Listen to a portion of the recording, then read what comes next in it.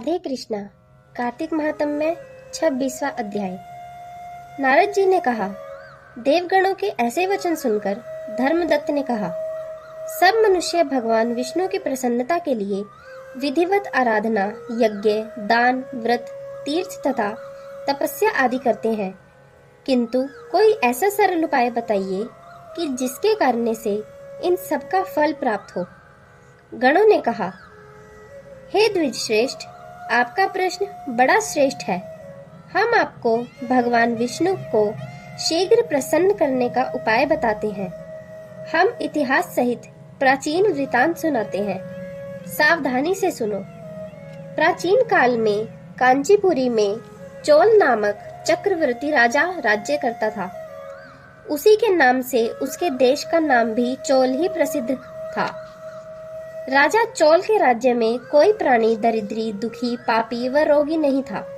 यह सब राजा के यज्ञ करने का प्रभाव था। ताम्रपणी नदी के दोनों किनारों पर सोने के यज्ञ स्तंभ सुशोभित थे। हे द्विजवर, एक दिन वह राजा भगवान विष्णु के पास गया। भगवान उस समय शेष शैया पर योग निद्रा वश सो रहे थे। राजा ने उनकी मणियों, मोतियों और स्वर्ण के दिव्य फलों फूलों द्वारा पूजा की। वह साष्टांग प्रणाम करके भगवान के चरणों के पास ही बैठ गया। थोड़ी देर बाद राजा ने अपनी नगरी कांचीपुरी के ब्राह्मण विष्णुदास को वहां आते हुए देखा। विष्णुदास भगवान की पूजा के लिए तुलसी दल और जल लिए हुए था।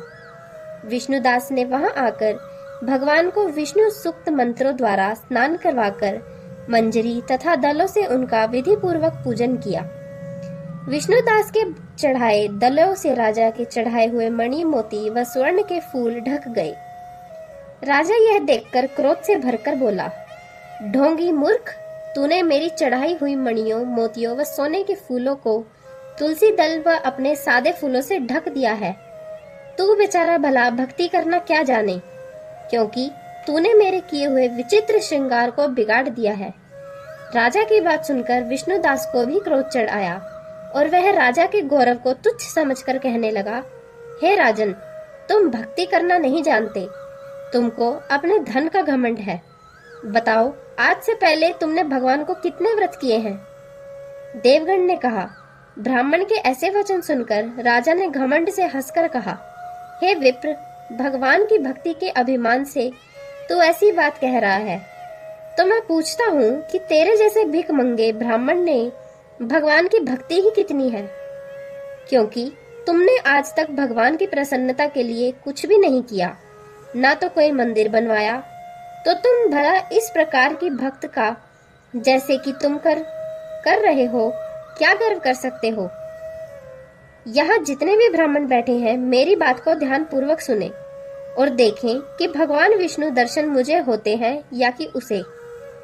इसके बाद दोनों ही भक्ति के संबंध में आप लोग जान लेंगे।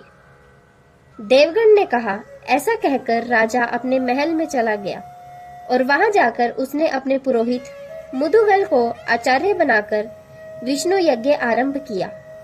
उसने उस यज्ञ में अनेकों ऋषि महर्षियों को बुलाया, उनको बहुत सा अनाज और नकद का दक्षिणा दी।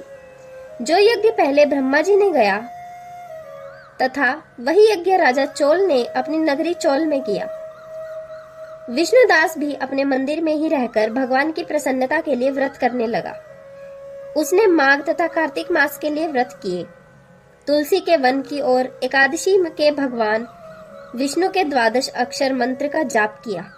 वह भगवान को प्रसन्न करने के लिए गीत गाता रहा व नृत्य करता रहा। नित्य प्रति व्रत करता, भूमि पर सोता, हर समय भगवान विष्णु का स्मरण करता और सब प्राणियों में समृद्धि से भगवान को ही देखता था। इस प्रकार राजा चोल और विष्णु द्वारा दोनों को आराधना करते हुए बहुत दिन बीत गए। राधे कृष्णा।